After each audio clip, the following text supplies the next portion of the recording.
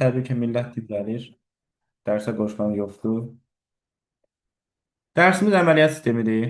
Əməliyyat sistemi bu sadəcə olaraq bir növ əməliyyat sisteminin fraqmentidir. Əməliyyat sistemi özü Windows 11-dir.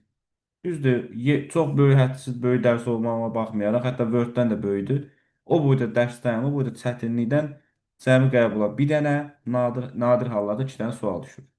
Birinci turda mən sizə necə demişdimsə, elə də oldu. Birinci turda o sualları, yəni əməliyyat sistemi sualları, yəni Windows sualları çətin düşməməli idi. Çünki ilk dəfə idi salınırdı. Amma bu dəfə artıq bəlkə də biraz çətin sala bilərlər. Ona görə məcbur ki, Windows'u bu dəfə keçək.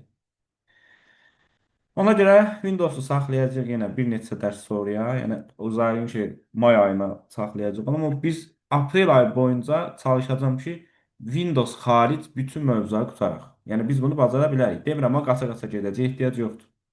Üzümüzə gələn həftə Word-ü bitirsək, ən problemli dərs Word-dür. Ondan sonra yerdə qalanlar çox asandır. Əgər biz inşallah ki, aprel ayının axırına qədər Windows xarici bütün mövzuları keçsək, bizim bir dəfə də şansımız qalır ki, o 17 gün ərzində üzərindən bir dəfə də keçək. Ona görə bu əvvəldə qalan mövzuları hələ ki saxladım. Yəqin ki, aprel ayının əvvəllərindən hardverdən etibarən bir dəfə də başlaya bilərik. Amma o vaxta qədər biz bütün mövzuların quizlərini və s. yazıb bitirəcəyik inşallah. Dərsimiz əməliyyat sistemidir.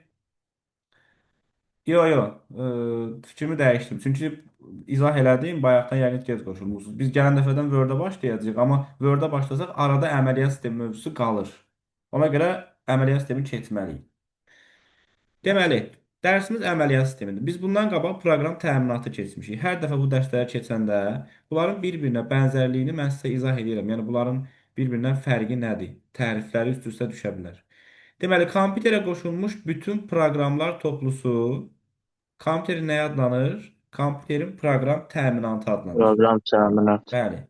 Kompüterə qoşulmuş bütün proqramlar toplusu kompüterin proqram təminatıdır. O çox önəmli bir Seni idare təriflərdir. eden bir sistem. Amma bəli, kompüterin ümumi işini idarə edən proqrama isə deyilir əməliyyat sistemi. Əməliyyat sistemləri özləri sistem proqramlarıdır. Sistem proqramların harasına daxildir? Baza hissəsinə daxildir və kompüterin işini idarə edən ümumi proqramlara deyilir. Əməliyyat sistemlərindən saya bilən varmı? Məsələn, bir 7-8-i kim saya bilər əməliyyat sistemindən? macOS, Unix, Linux Linux. var değil. Alpha MS-DOS var. MacOS, Unix, MacOS, MS-DOS, DOS navigator Unix, var idi. Linux Linux, MS-DOS. Yox, DOS navigator Linux. şeydir. örtükdür. O örtükdür. Elə Windows'un özü, iOS, Android, Windows, OS Linux. 2, iOS, yox. bəli, Android, OS NetWare, 2. Solaris, Netwear, Solaris. Android. Bunlar şəbəkə deyildi Ubuntu. müəllim. Yo, indi burada şəbəkə də ola bilər, adi əməliyyat sistemi də ola bilər. Fərqi yoxdur, hamısı Ubuntu. əməliyyat sistemidir. Biz demişdik ki, bütün əməliyyat sistemləri şəbəkə ola bilərmi?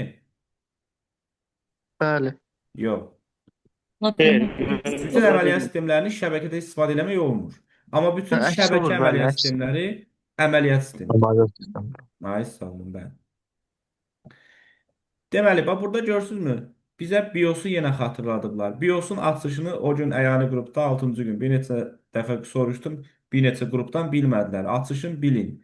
Bu Basic Input Output System deməkdir.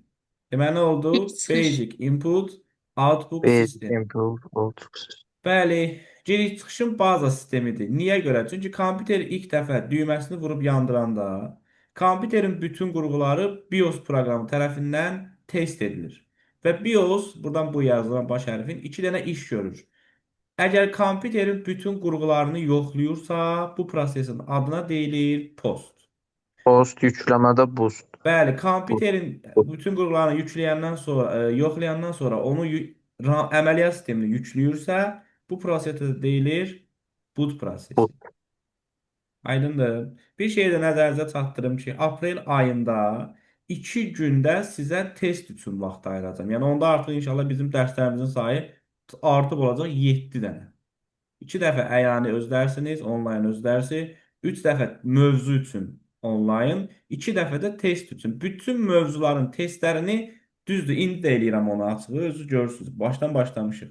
Amma aprel ayı boyunca bütün mövzuların testlərini, 12 dənə mövzudur. Hamısının testini bir-bir sizə bir dəfə də izah edəcəm. Amma bu dəfə başqa kursun testindən. Yəni başqa testlər tapacağam ki, biraz fərqlilik olsun. Yəni hər şey eləyəcək inşallah sizdən. Çalışaq ki, bu dəfə nəticəmiz pis olmasın. İndi bu bezdir deyə bizi. Bu mən niyə düzəltməmişəm ya əvvəldən? Gələnləri bir qəbul eləmək. Demək, əməliyyat sisteminin dərsində indi mübadilə buferi heç gələn dəfədən dərsimiz Word-dür. Onsuz da burada 100 dəfə o mübadilə Salam, buferini mənim dərs axşamınız eləyir. xeyir. Üzr istəyirəm, Salam. biraz gec qoşuldum. Eyvallah. Mübadilə buferi nədir? Daha doğrusu virtual yaddaş nədir? Mübadilə buferi hələ ki lazım deyil. Baxın, yəqin ki hardware dərsində olmusunuz. Bütün qruplara da keçilib zaten. Hardware dərsində dediyi ki, kompüterdə olan hər hansısa bir, məsəl üçün, sərbəst iş PDF-i yerləşir xarici yaddaş qurğusunda. Qısası istifadəçinin özünə aid nə varsa, hamısı xarici yaddaş qurğusundadır. Xarici yaddaş bir ambardır. Sanki evin bir otağını zirzəmi eləmişik. Bizim nəyimiz varsa, aparıb atmışıq ora. Nə vaxt ki, sən gəlib bu ambardan nəsə götürürsənsə, onun üzərində iş görmək üçün o gəlib düşməlidir hara? Əməli yaddaşa, yəni RAM-a. Hacı İndi, yükleme quraşdırma. bəli, indi belə çıxır ki, məsəl üçün, mənim bu xarici yaddaşda yerləşən PDF-imin həcmi, tutaq ki, olsun 10 megabayt. Mən gedib onu bu dəfədə aktivləşdirim. Mən bunu aktivləşdirim. Üzərinə vurdum, klik edim, açıldı. Düzdür. İndi bu gəlib RAM-a düşməlidir axı. Bu RAM-ın da həcmi olsun 8 megabayt. Bax görürsüz, xarici yaddaşdan nə götürürüksə gəlib düşməlidir əməli yaddaşa. Amma bəzən xarici yaddaşdakı informasiyanın həcmi RAM-ın həcmini aşa bilər. Ona görə də deyilir ki, xarici yaddaşdakı informasiyanın həcmi RAM-ın həcmindən böyük olarsa, bu zaman əməliyyat sistemi tərəfindən müvəqqəti bir yaddaş yaradılır ki, buna köməkçi yaddaş da deyilir. Bu yaddaşın adı virtual yaddaşdır. Yəni informasiyalarımız sanki necə deyirlər, virtual fəzada, yəni havada saxlanılır. Yəni bu hər hansısa bir qurğu falan deyil ha. Əməliyyat sisteminin öz içində baş verən bir prosesdir. Bura yerləşə bilməyən informasiyanı əməliyyat sistemi saxlayır, bax bu virtual yaddaşın içində, müvəqqəti. İş bitənə qədər. Bəli, virtual yaddaşın önəmi çox belə deyə vacibdir. Çünki bu qəbula düşə bilər. Virtual yaddaş. Bu başladıq əməliyyat sisteminin təsnifatı. Baxın, çox asandır. Amma burada o qədər çaşdırıcı məqamlar var ki, hər dərsi öz görüşü mən harca şeydə də, alqoritmdə də dedim ki, məsələn, asan dərsdir. Amma elə bir vəziyyətdə, elə bir formada sual salarlar ki, o belə çətin yarana bilər. İndi nədir çətinliklər deyəcəm. Baxın, bu çox sadədir təbii ki. Sistemlə eyni vaxtda işləyən istifadəçilərin sayına görə əməliyyat sistemi ola bilər bir istifadəçili, çox istifadəçili. Deməli, burada hardware keçmirik. Səbəbini izah eləmişəm. Birazdan yenə izah edərəm. İstifadəçilərin sayına görə bir istifadəçili, çox istifadəçili. Sonra, eyni vaxtda yerinə yetirilən məsələlərin sayına görə bir məsələli, çox məsələli. Prosesorların sayına görə bir prosesorlu, çox prosesorlu. Sonra gəlir mərtəbələrin sayına görə 8 mərtəbəli, 16 mərtəbə, 32 mərtəbə və s. Hə, indi gəlir interfeysin tipinə görə. Əslində interfeys haqqında danışmışıq. Kim deyər, interfeys nədir? Əlaqə saxlamaq üçün Evet. vasitə idi. 4 növ var idi. İstifadəçi, sistem interfeysi. Əmrli, video yönlü. Əmrli obyekt. Bağladım kameranı da, narahat olmayın. Demək, bəli, interfeys əlaqə deməkdir. Biz bundan qabaq keçmişik sistem interfeysi. Kompüterin nəyi ilə nəyini əlaqələndirirdi? İstifadəçi ilə Aysa o Daxili ilə daxili xarici. qurğularla xarici qurğuları əlaqələndirən əlaqəyə demişdi ki, kompüterin sisteminin interfeysi. Çünki kompüter özü bir sistemdir. Bugünkü gün biz keçirik istifadəçinin interfeysi. İstifadəçi də interfeysi əlaqəni kimlə qurur? Kompüterlə. Və biz də kompüterlə iki cür əlaqə qura bilərik. Biri əmrli interfeysdir, yəni mətinli. Biri isə obyekt yönlüdür. Bunu bir dəfə göstərmişəm, hətta bir neçə dəfə göstərmişəm. İndi bunu yenə sizə göstərəcəm, çünki Qara ekrandan arxa fonda. ay sağ olun. Baxın, əgər biz kompüteri hər hansısa bir komandla, yəni əmrlərlə idarə ediriksə, bu interfeysin adına deyilir əmrli və ya mətinli interfeys. Qoyun açılsın. Baxın, məsəl üçün, mən buradan fayl yaratmaq istəyirəm, kod yazmalıyam. Faili silmək istəyirəm, kod yazmalıyam və s. və ilaxır. Bax, bu interfeysin adına deyilir əmrli və ya mətinli. Niyə? Çünki burada sən mətin yazmalısan, kompüterlə əlaqə qurmaq üçün. Amma biz bunun üstünə nə yazırdıq? İşimiz dəyişib olurdu bu cür. Örtük. Örtük yazırdıq ki, rahat Bəli. istifadə edə bilək. Proqram təminatında dedik ki, əməliyyat örtükləri bizim işimizi asanlaşdırır, yoxsa çətinləşdirir? Asanlaşdırır. Anlaşdırır. Ay, sağ ol. Bu interfeysin adı nədir bəs? Bu interfeysin adı da obyekt yönlü Əmr, və ya obyekt qrafik. yönlü. Grafik obyekt yönlü. Bəli, bax niyə görə bu obyekt yönlüdür? Çünki burada hər şey obyektlər formasındadır. Bax görürsüz? Niyə görə qrafikidir? Çünki burada hər şey qrafik. Sizcə əmrli interfeysə qeyri-qrafiki demək olar, yoxsa obyekt yönlü interfeysə? Əmrliyə. Əmrli. Əmrli, Ay, sağ ol. əmrliyə. Baxın, Əmrli əmrlinin başqa adı da qeyri-qrafikidir. Yəni orada qrafikadan söhbət getmir. Mətin. Bəli. İndi deməli baxın, burada sizi nə çaşdıra bilər? Bu qoyun deyim. Bu interfeysin tipinə görəni belə yazırlar. Yazırlar istifadəçi interfeysinin tipinə görə. Hə, bax bunu dəfələrlə tələbələr səhv yazır. Yazanda ki, məsəl üçün istifadəçi interfeysinin tipinə görə əməliyyat sistemi necə olur? Götürür yazır, orada istifadəçi söz var axı. Bir istifadəçili, çox istifadəçili. Bax görürsüz? Çox incə bir məqamdır. İstifadəçilərin sayına görə sən bir və ya çox yaza bilərsən. Çünki istifadəçi sayı nə deməkdir? Say nə deməkdir? Miqdar bildirən sözdür, düzdür? Əgər burada say sözü varsa, sən bir, çox yazla bura. Biri, bunlar istəyən miqdar sayı nədir? Qeyri-müəyyən və s. Amma istifadəçinin əlaqəsinə görə ilə bir istifadəçi, çox istifadəçi çox məntiqsizdir. Ona görə istifadəçilərin interfeysinə görə olur əmrli və ya obyekt yönlü. İstifadəçinin bax görürsən burada sayına görə olur bir, çox. Yəni bir istifadəçili, çox istifadəçili. Aydındır? Şu. Belə.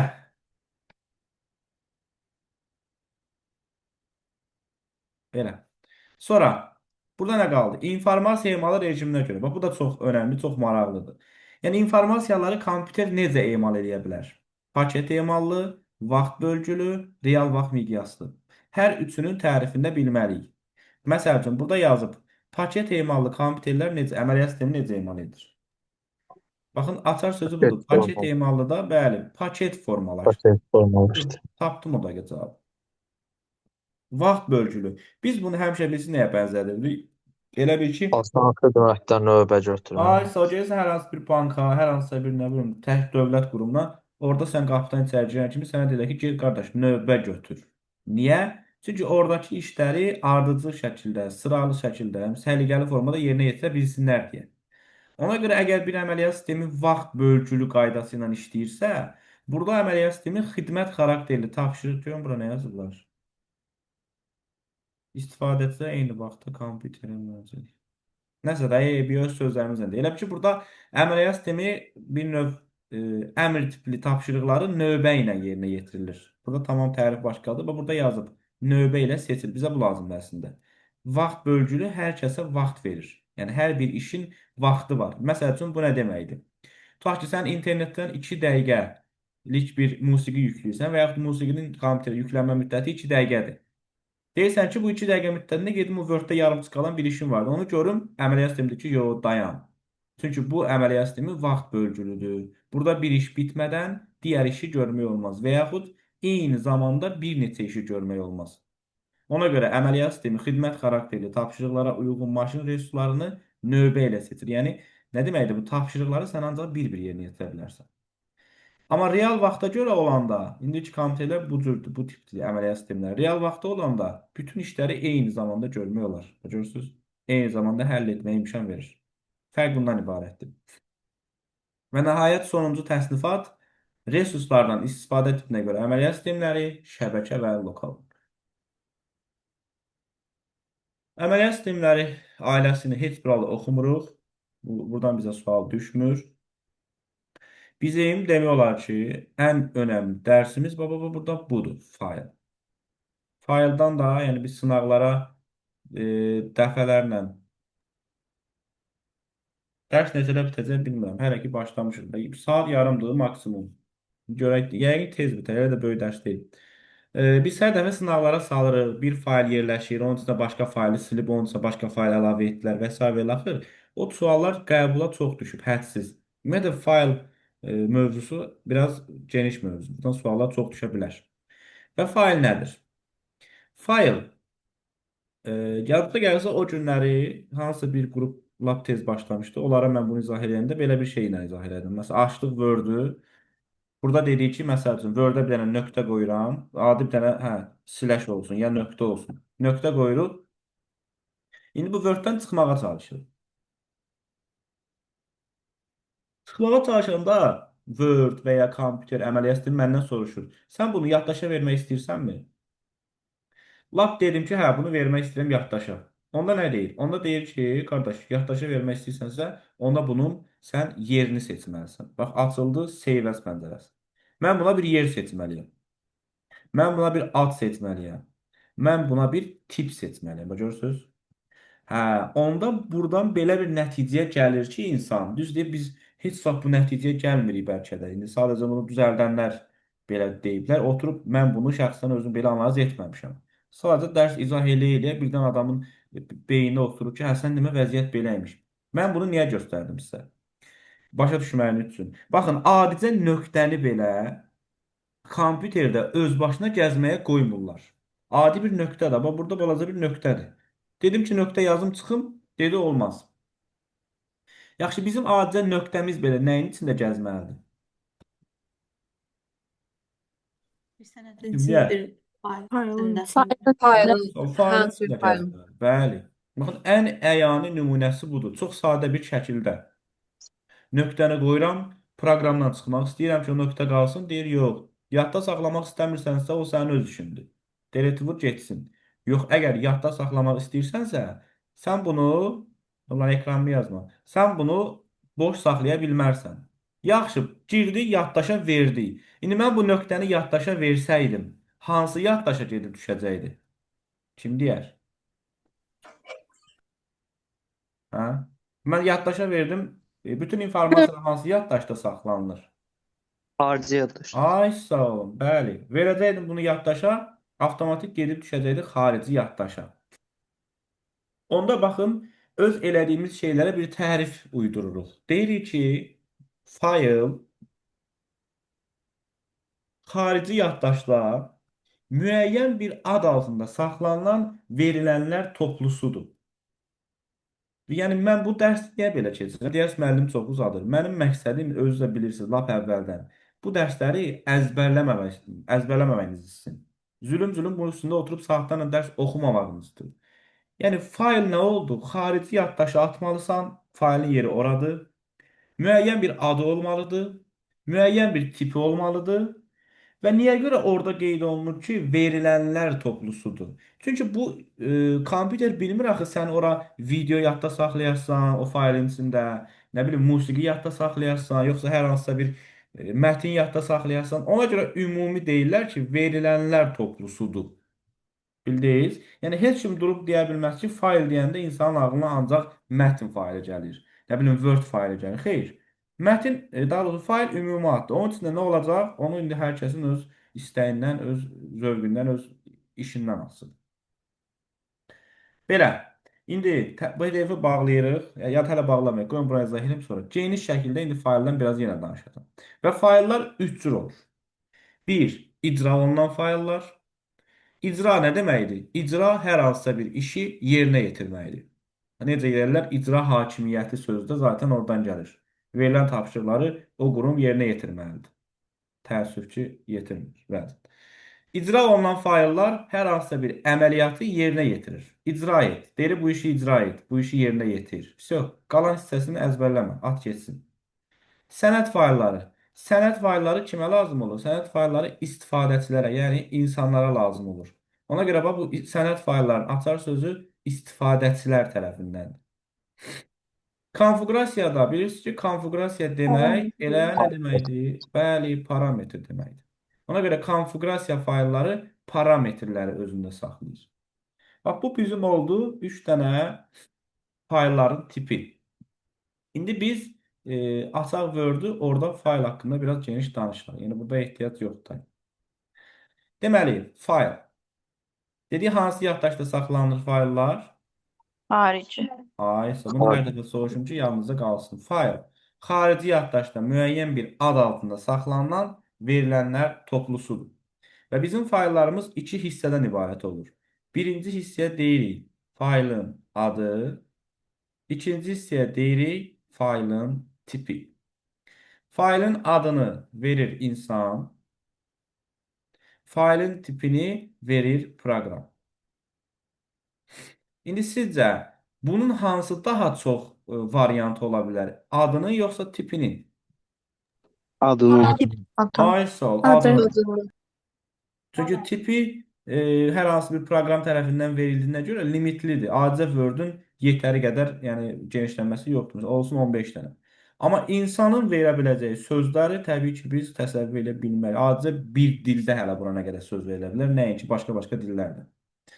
Ona görə deyilir ki, faylın, yəni bizə təqdim olunmuş faylın içindəki məlumatın məzmununun nə olduğunu bilmək üçün mütləq hara baxmaq lazımdır?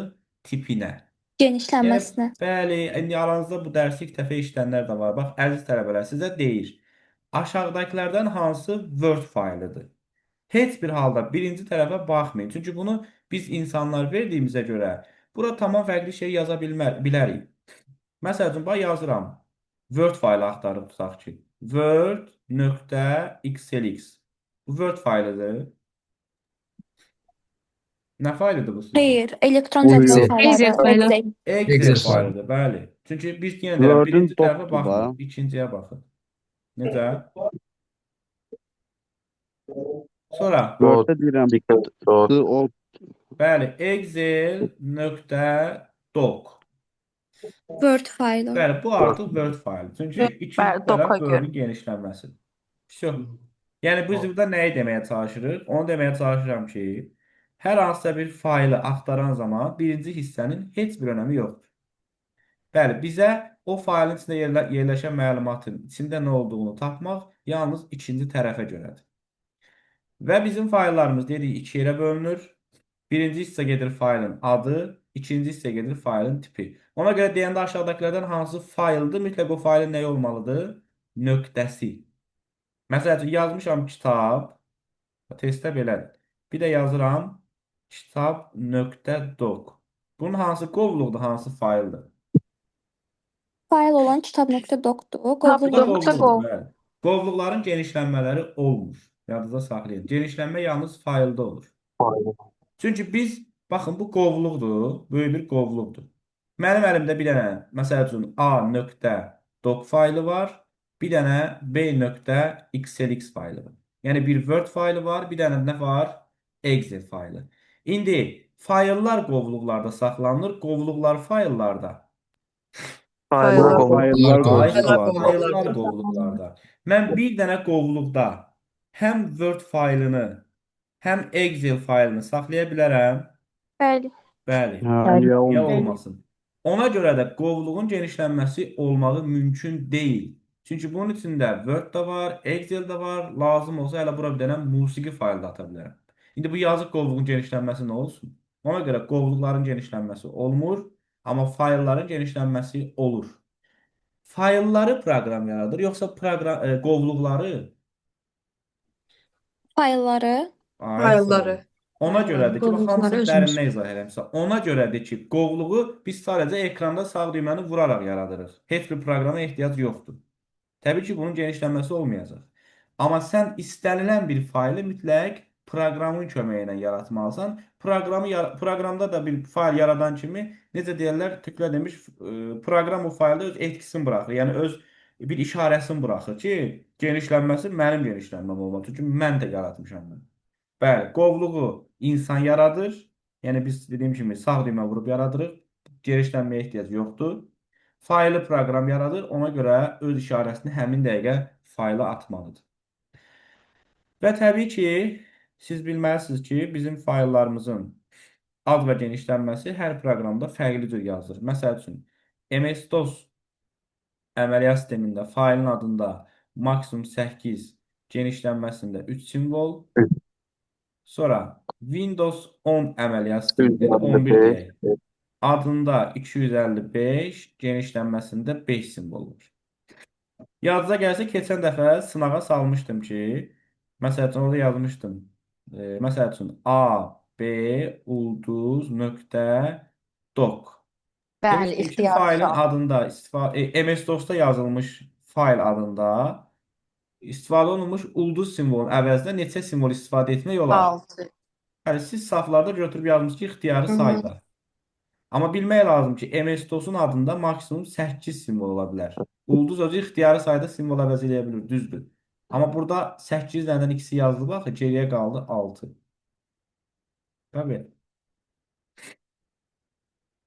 Və bizim faylların və həm də onların genişlənməsi, adları və genişlənməsində 9 dənə simvolu istifadə edə bilmərik. Bu simvollar simmetrik şəkildə yadda saxlayın. Çünki bəzən fikir verirəm ki, qarışdırırsınız. Deməli, bu simvollar kiçikdir, onda avtomatik böyükdür. İstifadə etmək olmaz. Sonra bəzən nəyə qarışdırırsınız? Qoşa dırnaq idi, yoxsa tək dırnaq idi? Bunun ən gözəl yolunu deyim sizə. Qoşa nöqtə, onda avtomatik qoşa dırnaq. Sonra yenə simmetrik sola siləş, düz siləş, sağa siləş. Yəni bu dropların, siləşlərin hər üçü olmaz. Bir də ki, ulduzla bilirsiniz ki, sual işarəsi ayrılmaz ikilidir. Birazdan danışacağım bu. Deməli, bu işarələri həm faylın adında nöqtə, həm də faylın genişlənməsində, yəni tipində istifadə etmək olmaz. Harda görsəz, yanlışdır. Bunları faylın adında və genişlənməsində. Məsəl üçün, yazmışam buradan. Yazıram buradan tutaq ki, info, bir dənə ulduz, nöqtə, doc. Görürsən, olmaz. Çünki burada ulduz var. Qadağan olunmuş simvollar siyahısında. Və yaxud burada götürüb bir dənə yazıb belə sual işarəsi. Yenə də olmaz. Nə adında, nə də tipində. Bu belə. Və bu simvollarda adında və tipində istifadə edə bilmərik. Bir dənə də bizim bəzi sözlərimiz var idi. Bu sözlər, məsəl üçün, aux, AUX, null, John, Kırık, LPT, bəli, 49, nul, 10, 0.9. con, Bunlar ancaq əmrində olmaz. Pirin. bəli, parent. Bunlar rəqəmsiz istifadə olunur. Bir də var rəqəmlə. LPT. LPT bir də John. LPT 0.9. 0-dan 9-a. Hə, aytən. Bir də com 0-dan 9-a. Nəsə deyirdim. Bax, bu gördüyünüz sözlər ki var, aşağıdakı sözlər.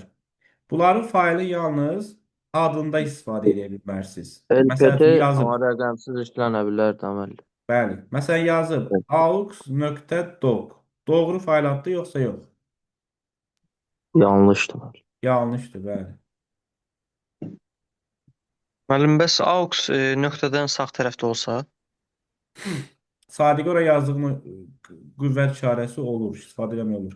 Aux sağda olsa olar. Məsələn yazmışam buradan bayaqki kimi info.aux. Ha, bu ucu doğrudur. Bunlar yalnız və yazmışam burada. İstəsə bunu screen edeyim. Bax Mən də ora yuxarıdakılar. yazmışam ki, olar. İstifadə eləmək olar. Hə, olur o. Yuxarıdakılar həm adında, həm tipində olmaz. Amma aşağıdakı yazdığımız bu neçə dənə 6 dənə söz yalnız adında olmaz. Aydındır? Və indi bir neçə dənə misal Bəs tək göstərim burada. kom işlətmək olar, tək kom. Necə Lalə? Tək kom olanda com-u. Zon Onu necə işlətmək olar yoxsa? belə. M ilə olan 09 yazmısı, Hə, onu tək elə onu işlətmək olar. deyəcəyim. İndi olar. İndi baxın. Məsəl üçün, bəzən tələbələrimiz nəyə görə çaşır? Məsələn, götürüb yazır buradan. Məsələn, yazır aux nöqtə tutaq ki pptx. Bu doğru fayl addır yoxsa yox? Doğrudur. Xeyr, Anlaşıldı. səhvdir. Xeyr, Səhv, səhvdir. baxın. Səhvdir. Səhvdir, bəli. Aux-u adında istifadə edə bilmərik. Baxın. Məslində olmaz deyirdiniz. Bəli. Hə, Bəs belə yazıram. Aux 7.doc. Düzdür. Çünki 7 Düzdür, qaydası Düzdür, yoxdur. Ay, bəli. sağ olun, bəli. Və burada problem budur təəssüf ki. Yəni dərsi izah eləyirsən, indi bura necəsə birdən yadından çıxır. Yəni adamın ağlına gəlməsi ki, tələbə bunu başa düşməz. Baxın, məsələn deyir ki, qardaş, aux sözü qadağandır. Məsləhət olsa deyərdi ki, aux 7 də qadağandır. Məsələn, o məsləhəti elə burada görürsüz. İndi deyəcəm onu da. AUX özü qadağandır. AUX-un yanında bir dənə balaca belə işarə qoysalar avtomatik doğru olur. Məsəl üçün başqa misal çəkim. Tutaq ki 0. 0 özdə 1 lığlandır. Ha, bir də görürsüz 2 lığla yazıblar. 0.xlx. Düzdür yoxsa səhvdir? Səhvdir. Səhvdir. Dəfdir. Səhv. İndi yazıram. 0 balaca bir dənə nə bilim burada t hərfi. .doc. Düzdür. Düzdür. Doğrudur. Ay sağ olun. Həm əlavə olunmuş yanındakı hərflər, həm də onların yanında əlavə olunmuş rəqəmlər və ya ədədlər. Bu sözləri düz eləyir. Yaxşı. İndi yazıram. AUX 5.paren. Düzdür də mən bu. Düzdür, AUX səhvdir. yanında. Doğrudur. Bəli. İndi bax burada 2 dənə çarpıcı məqam var. 1. AUX-da var, paren də var. Paren niyə görə səhv eləmədi bunu? Çünki genişlənmədə istifadə edilir. Genişlənməsində olur. Ay Genişlənməsindədir. sağ olun. AUX nəyə görə səhv eləmədi? 5-ə görə. Çünki Bəli, beşə görə. bəli. Əlavə rəqəm edilən var. 5-i olduğuna Beşi var, görə. bəli. Ay sağ olun. İndi gəldik yanında rəqəm istifadə olunanların. Bütün variantları deyirəm ki, səhv olmasın. Bir LPT 0-dan 9-a qədər, COM 0-dan 9-a qədər. Bunlar rəqəmlidir. Yəni bax bu nə deməkdir? LPT7.doc. Düzdür, səhvdir. Səhvdir. Səhvdir. Məli. Səhvdir, ay sağ Çünki olun. 9-um. Bəli, çünki 0.9 ağlına düşür. Bəs LPT 17.doc. Düzdür. Düzdür. 17 Bəli. yoxdur. Bəli. Bəs indi deyə bilərsən, Müəllim, bunu indi niyə bəs- deyirik? Bunu da ona görə. Hamısının praktikanı deyirəm. Ha, sizə. İnanın ki, uşaqların elədiyi səhvləri deyirəm, tələbələrin. Necə səhv eləmişdilər? Deyirəm ki, məsələn, bunu səhv götürmüsən. Niyə səhv götürmüsən? Deyir, ay müəllim, bəs bu 1 də 7 də 0.9 aralığında var axı, bu düz deyil. Xeyr, rəqəm olaraq 0 və 9 istifadə oluna bilməz. 0-dan 9-a qədər daha doğrusu. 1, 2, 3, 4, 5, 6, 7, 8, 9. 0-da daxil. İndi mənim adı LPT 07 də olsa biz onu götürə bilərik də. Hə, götürə bilərsən, bəli. Bax, elə bil ki, Nurlan, bizə təqdim olunan LPT 0-dan 9-a qədər bunlardır. LPT 0, vergül, LPT 1, vergül, LPT 2 və s. hara qədər? LPT 9-a qədər. Başa düşdüm mən. LPT 10 olsa indi səhvdir, düzdür? Düzdür. Düzdür, Düzdür, belə bəli. düzdür. Düzdür. Düzdür. Baxmayaraq ki, 0-da 1 də 0.9 aralığına daxildir. Amma o deyir ki, qardaş, rəqəmlər, qısası deyim də, rəqəmlər istifadə oluna bilməz. Ədədlər istifadə oluna Linkin bilməz. vaxtı qurtarıram. Ev yox. Yəni rəqəmlə ədədində yəqin fərqini bilirsiniz. 0-dan 9-a qədər rəqəmlərdir. Ondan etibarən başlayan hamısı ədədlər. Düzdür, ədədlər daha böyük çoxluq olur. Nəsə, ədəd də rəqəm deyil. Müəllim, Bəli.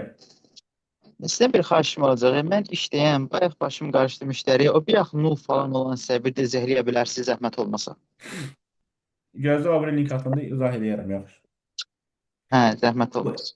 LPT-ni bir daha 2 dəqiqəmiz qalıb. Com nöqtə aux. Bu səhvdir, görəsən düzdür. Düzdür. Çünki Düzdür. 0-dan 9-a kimi. Ay sağ ol. Çünki com deyir ki 0-dan 9-a qədərlə mən Ancaq istifadə rəqəmi səhv. AUX-da genişlənməsində Ay sağ ol. olub Altıda deyə düz. genişlənmədir, bəli. Və bunlar ən qəliz nümunələrdir, bax bunların. Çox, bu da belə. İndi bizim bir dənə qaldı buradan, yəni bu işarələrlə bağlı ulduz və sual. Hə, bax bu da çox çətin sual tipləri ilə qarşımıza çıxa bilir.